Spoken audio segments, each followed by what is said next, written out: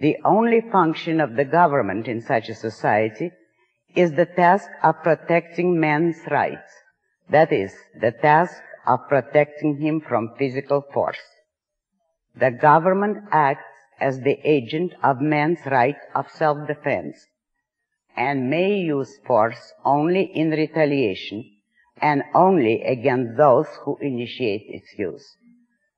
Thus, the government is the means of placing the retaliatory use of force under objective control. It is the basic metaphysical fact of man's nature, the connection between his survival and his use of reason, that capitalism recognizes and protects. In a capitalist society, all human relationships are voluntary.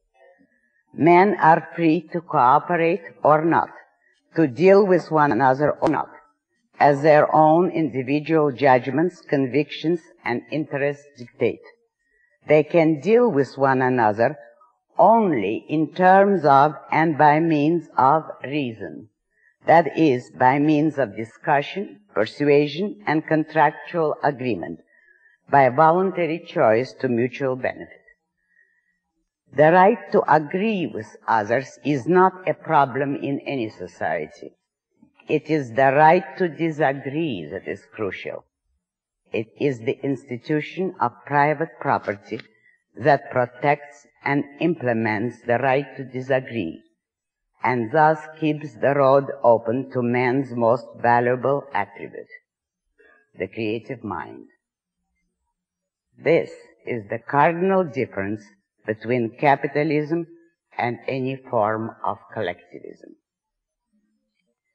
The moral justification of capitalism does not lie in the altruist claim that it represents the best way to achieve the common good. It is true that capitalism does, if that catchphrase has any meaning, but this is merely a secondary consequence. The moral justification of capitalism lies in the fact that it is the only system consonant with man's rational nature, that it protects man's survival qua man, and that its ruling principle is justice. Every social system is based explicitly or implicitly on some theory of ethics. The tribal notion of the common good has served as the moral justification of most social systems and of all tyrannies in history. The degree of a society's enslavement or freedom corresponded to the degree to which that tribal slogan was invoked or ignored. The common good, or the public interest, is an undefined and undefinable concept. There is no such entity as the tribe or the public. The tribe or the public or society is only a number of individual men. Nothing can be good for the tribe as such. Good and value pertain only to a living organism, to an individual living organism, not to a disembodied aggregate of relationships.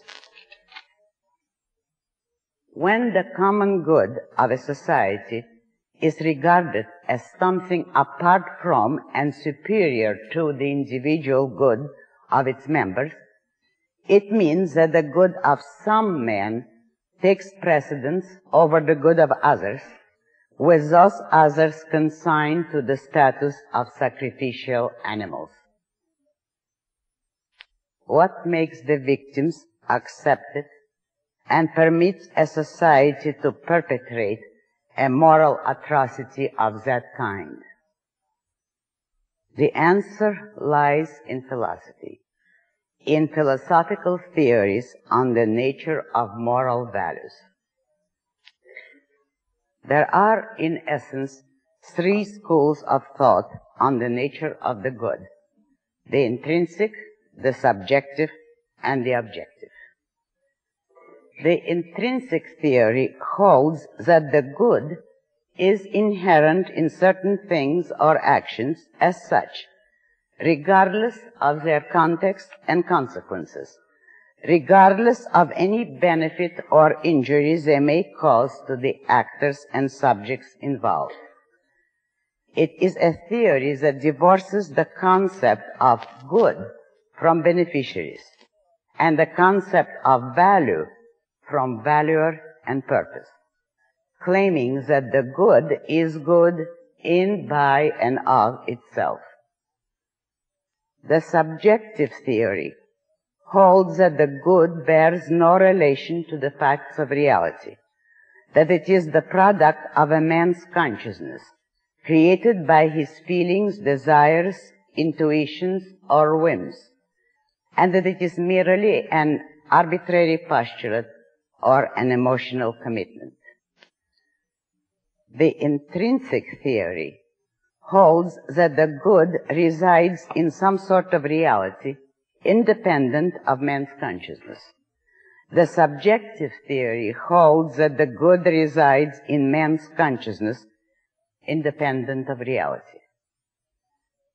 The objective theory holds that the good is neither an attribute of things in themselves nor of man's emotional states, but an evaluation of the facts of reality by man's consciousness according to a rational standard of value. Rational in this context means derived from the facts of reality and validated by a process of reason. The objective theory holds that the good is an aspect of reality in relation to man, and that it must be discovered, not invented by man. Fundamental to an objective theory of values is the question of value to whom and for what. An objective theory does not permit context dropping or concept stealing.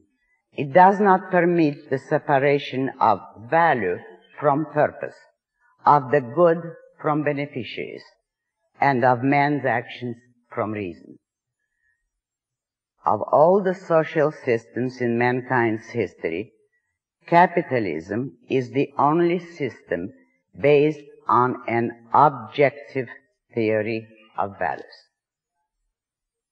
The intrinsic theory and the subjectivist theory, or a mixture of both, are the necessary base of every dictatorship, tyranny, or variant of the absolute state, whether they are held consciously or subconsciously, in the explicit form of a philosopher's treatise, or in the implicit chaos of its echoes in an average man's feelings. These theories make it possible for a man to believe that the good is independent of man's mind and can be achieved by physical force. If a man believes that the good is intrinsic in certain actions, he will not hesitate to force others to perform them. If he believes that the human benefit or injury caused by such actions is of no significance, he will regard a sea of blood as of no significance. If he believes that the beneficiaries of such actions are irrelevant or interchangeable, he will regard wholesale slaughter as his moral duty in the service of a, quote, higher good, unquote. It is the intrinsic theory of values that produces a Robespierre, a Lenin, a Stalin, or a Hitler. It is not an accident that Eichmann was a Kantian.